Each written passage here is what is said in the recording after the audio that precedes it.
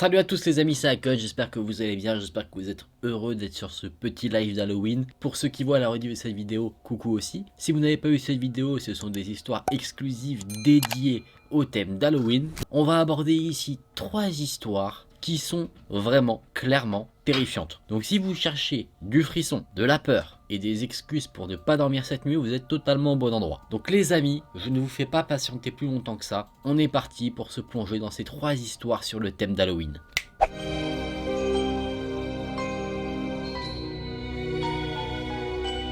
Cette histoire est censée être vraie. Déjà on pose le contexte. Il y a une rue dans la ville d'Oklahoma aux États-Unis qui s'appelle la rue de Carrie. Pourquoi? Parce qu'il y a une petite fille qui a été tuée dans cette rue-là par un meurtrier sanguinaire. Cette histoire s'est passée dans les années 50. La petite Carrie était restée à l'école après les cours pour jouer tranquillement à la balançoire. Pendant qu'elle jouait toute seule, elle a remarqué qu'il y avait un homme qui s'approchait d'elle, qui tenait une hache. Il se rapprochait de plus en plus et Carrie a réussi dans un premier temps à s'enfuir de cet homme totalement fou.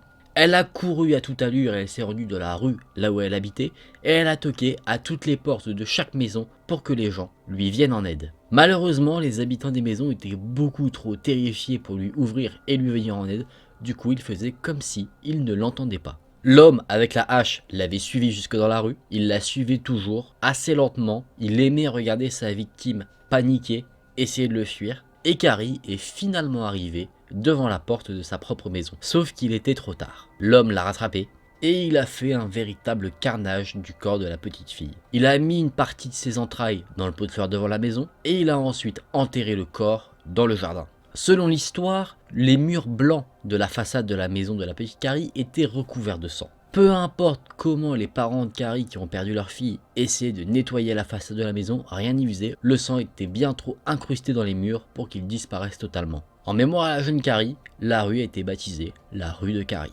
L'histoire ne s'arrête pas là les amis. Peu de temps après les événements, après le meurtre, des choses plutôt étranges vont commencer à se produire dans le voisinage. Toutes les maisons des habitants qui ont ignoré les appels à l'aide de Carrie se sont réveillés un matin et ont pu voir que leur façade de maison, celle où se trouvait la porte d'entrée, avait été entièrement peinte en rouge. Les gens ont commencé à lancer quelques rumeurs disant que c'était le fantôme de la jeune Carrie qui avait commis ce fait pour signaler que les personnes qui n'avaient pas répondu à son appel étaient coupables également dans sa mort. Aujourd'hui, les gens qui passent près de l'ancienne maison de la petite Carrie disent qu'ils ont un sentiment étrange, des sortes de frissons, de sueur froide quand ils passent à côté de cette maison.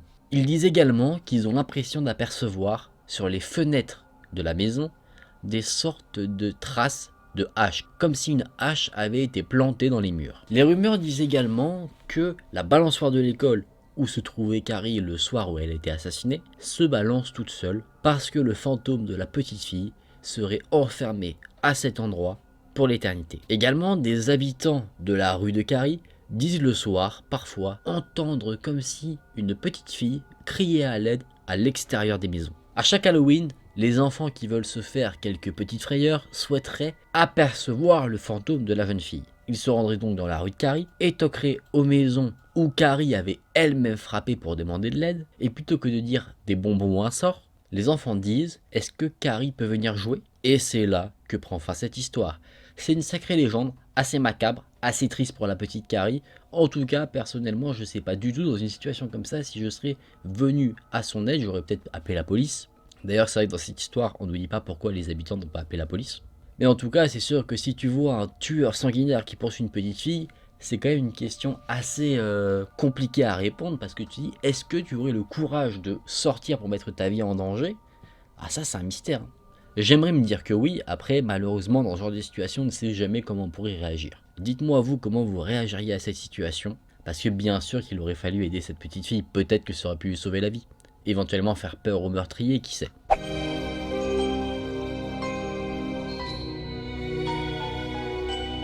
Dans cette seconde histoire, on va être le jour d'Halloween, le 31 octobre, dans une école. C'était il y a des années de ça, dans une petite ville d'Espagne, où il y avait simplement un parc avec une église, une école et une prison locale. Vraiment une très petite ville. D'ailleurs, cette ville était plutôt tranquille, jusqu'au moment des événements que je vais vous raconter. Le matin du 31 octobre, le jour d'Halloween, une classe de jeunes écoliers faisait des petits arts plastiques, c'est-à-dire qu'ils découpaient des citrouilles, d'autres dessinaient des vampires. C'était vraiment une très bonne ambiance pour cette journée-là. Tous les enfants avaient entre 8 et 9 ans et ils adoraient vraiment ce qu'ils faisaient sur le moment. Ils avaient une jeune maîtresse qui était vraiment très belle et qui était en fonction depuis uniquement un mois. Pendant que tout le monde préparait les décorations d'Halloween, la maîtresse a décidé de mettre un petit peu la radio pour savoir quel temps il allait faire plus tard dans la soirée parce qu'elle voulait emmener les enfants dehors dans la ville pour qu'ils puissent accrocher leurs décorations. Jusque là, tout va bien. Mais à un moment donné, le bulletin météo a été interrompu par un flash spécial. Le journaliste à la radio disait « Nous devons vous faire parvenir une information importante. Un meurtrier s'est échappé de la prison locale et il est actuellement en fuite et la police le recherche. Il est armé et très dangereux. S'il vous plaît, ne tentez pas de l'appréhender. La police va... » Et là, la radio se coupe automatiquement parce que la maîtresse, pour ne pas apeurer les enfants, a foncé vers la radio et l'a éteinte.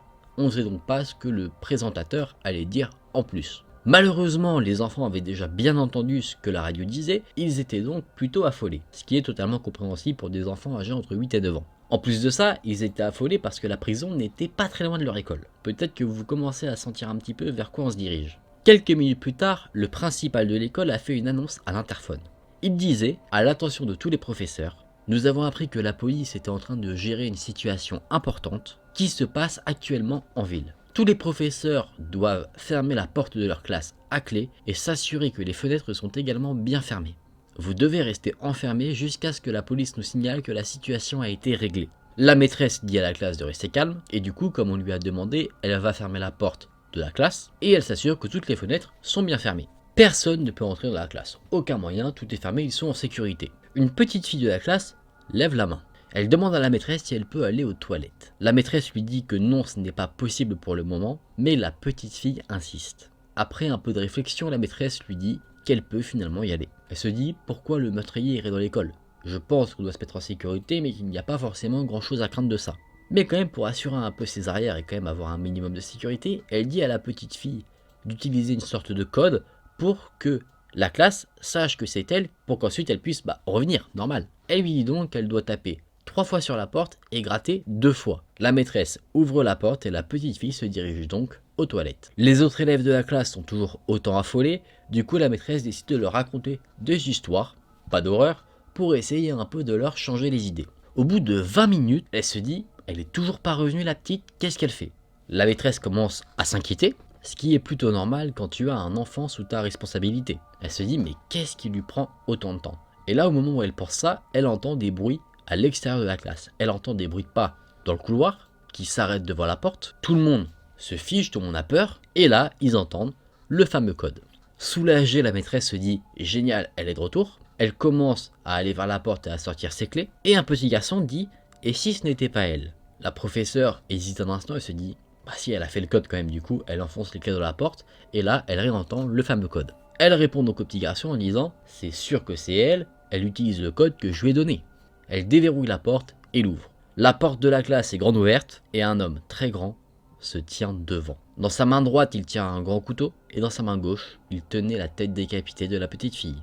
C'était effectivement le meurtrier qui s'était échappé. Il rentre dans la classe avec un très grand sourire. Les enfants et la maîtresse sont totalement enfermés, sans pouvoir fuir. Et de l'extérieur de la classe, on entend des cris de terreur. Dans le chaos, la maîtresse arrive à briser une fenêtre, saute par celle-ci, elle arrive à s'enfuir et à sauver sa vie, mais malheureusement, les enfants de la classe n'ont pas eu autant de chance. Quand la police est arrivée, ils ont trouvé le meurtrier assis au milieu de la classe.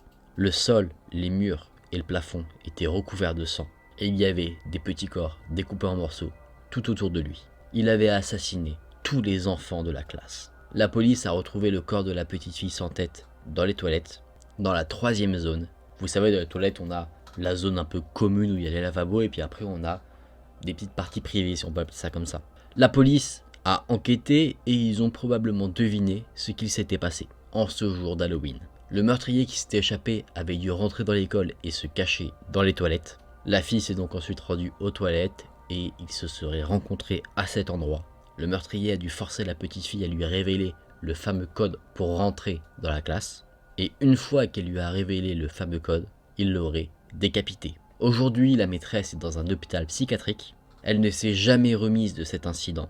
On peut le comprendre, je pense, clairement. Et à chaque fois, elle répète encore et encore le code qu'elle avait donné à la petite fille. L'école a été abandonnée parce que les parents ne voulaient pas envoyer leurs enfants dans une école où il s'était passé de telles atrocités. L'école a été laissée dans le même état qu'au moment où le meurtrier est arrivé dans celle-ci. Et des rumeurs disent que si on visite cette école et qu'on se rend dans la classe où s'est passé le massacre, on pourrait toujours voir les traces de sang sur le sol et les murs. Si on est assez brave, on peut se rendre dans les toilettes, et si on fait le fameux code sur la 3e porte des toilettes, en ouvrant celle-ci, on pourrait voir le corps sans tête de la petite fille. Quelle histoire horrible! C'est fou ça, c'est fou, ça fait des frissons, enfin personnellement j'en ai. Il n'y a pas de screamer ou de choses qu'on comprend pas, c'est juste un meurtrier, il rentre dans une classe et il tue tout le monde. Et ça fait extrêmement peur. J'ai rien à dire personnellement sur ça. Tu te dis, il y a eu des petites erreurs qui ont fait qu'il y a eu un drame, parce que la petite fille n'aurait jamais dû sortir pour aller aux toilettes. Après, c'est une petite fille, donc elle le demande, ça reste normal, mais la maîtresse, elle, n'aurait jamais dû, justement, lui autoriser. Après aussi, le fait qu'elle s'enfuit, elle sait pertinemment en s'enfuyant pour sauver sa vie, qu'elle va laisser les enfants et que de toute manière, elle ne pouvait rien faire pour les sauver. Donc en fait, c'était soit elle mourait avec les enfants, soit elle survivait. Mais bon, après, survivre à un tel drame, forcément, ça laisse des séquelles psychologiques, je pense.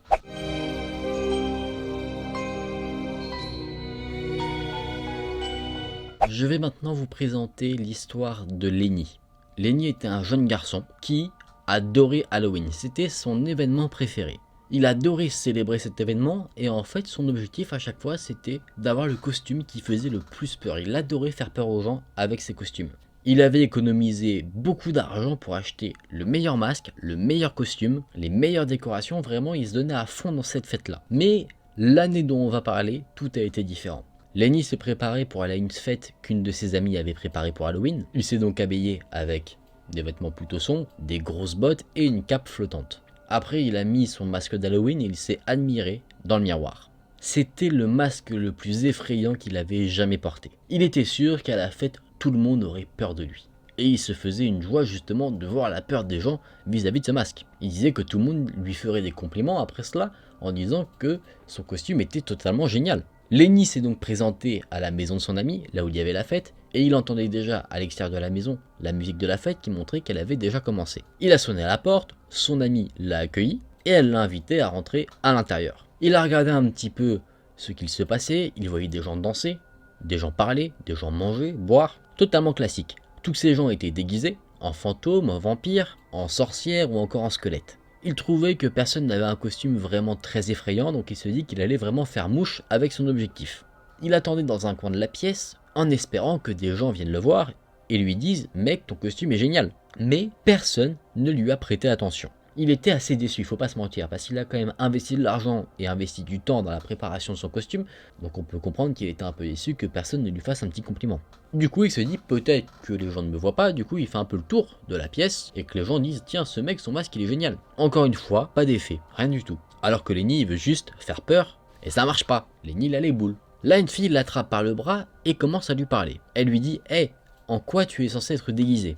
Lenny essaye de répondre, mais il n'arrive pas à bouger sa bouche. Son masque en fait le serrait beaucoup trop, ce qui fait que ça lui entravait les mouvements de la bouche, il ne pouvait pas répondre. Il s'est senti assez embarrassé, du coup il n'a pas répondu à la fille qui lui a parlé, et il s'est donc ensuite dirigé vers la cuisine pour aller se prendre un petit verre. Il a commencé à vouloir enlever son masque pour boire ce qu'il s'était servi, sauf que encore une fois le masque était très serré, il n'arrivait pas à l'enlever. Comme si le masque en fait était littéralement collé à son visage. Il a forcé, mais le masque ne bougeait pas du tout. Ça commence à agacer Lenny, et ça m'agacerait aussi personnellement. Il faisait chaud dans la maison, forcément tout le monde bouge, il y a de la musique, donc la chaleur ça monte vite. Il commence à sentir qu'il transpire sous son masque. Il se dit qu'il doit l'enlever maintenant parce que ça devient vraiment très inconfortable. Il prend donc un couteau dans la cuisine et se dirige dans la salle de bain pour essayer de déchirer ce fameux masque. Il ferme la porte à clé, il se regarde dans le miroir et il commence à essayer de découper son masque. Ça lui fait mal parce que le masque a l'air d'être vraiment très bien collé à sa peau. Il commence à découper des petites bandes de tissu qui tombent dans l'évier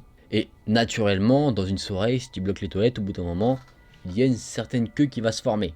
Les gens devenaient de plus en plus impatients parce que Lenny ça lui prenait du temps de faire ce qu'il faisait et les gens se disent mais qu'est-ce qui se passe? Lenny entend les gens à l'extérieur qui parlent, du coup il commence à paniquer, il essaie de l'enlever encore plus vite et à un moment donné il s'arrête et il se dit et si ce masque restait collé à mon visage pour toujours? Il panique encore plus et du coup, il se remet justement au travail et commence à continuer d'essayer d'enlever son masque. De plus en plus de gens commencent à frapper à la porte en disant « Mec, qu'est-ce que tu fais à l'intérieur ?» De l'intérieur des toilettes, Lenny crie je n'arrive pas à l'enlever, je n'arrive pas à enlever mon masque. Les gens se regardent avec un air un peu inquiet, et une des filles qui attendait dit, un masque? Mais il ne portait pas de masque. Et l'histoire s'arrête ici les amis. Alors il y a des zones d'ombre, je vous en parle juste après, mais très clairement ce que l'histoire veut nous faire passer comme message, c'est que Lenny, il n'avait pas de masque, et ce qu'il enlève, c'est sa peau. Ce qui est plutôt dégueulasse. Après la chose qui m'étonne un peu, c'est pourquoi à un moment il dit qu'il ne peut pas bouger la bouche. Ça je sais pas du tout, ça m'intrigue un petit peu. Après, une explication qu'on pourrait avoir, faut réfléchir, hein, c'est qu'il a peut-être des petits problèmes mentaux. Du coup il est persuadé qu'il a un masque qui le bloque. Ça c'est possible. Aussi généralement les masques quand tu les portes, tu le sens. Tu le sens, c'est des gros trucs en latex donc tu le sais. Alors que là Lenny il a pas l'air de s'en rendre compte qu'il n'a pas de masque. En tout cas quand il va sortir des toilettes, je peux te dire que les autres il va avoir un spectacle plutôt sale je pense. La soirée va être vite finie parce que Lenny va finir à l'hôpital. Et en soirée d'Halloween, on a vu mieux. Bon les amis, on a fini pour ces 3 histoires. Je vous ramène dans une ambiance plus cosy, tranquille, pas de meurtrier, pas de Lenny qui est derrière moi en train d'essayer de s'enlever la peau. Vous inquiétez pas. Ah là là, de bien belles histoires.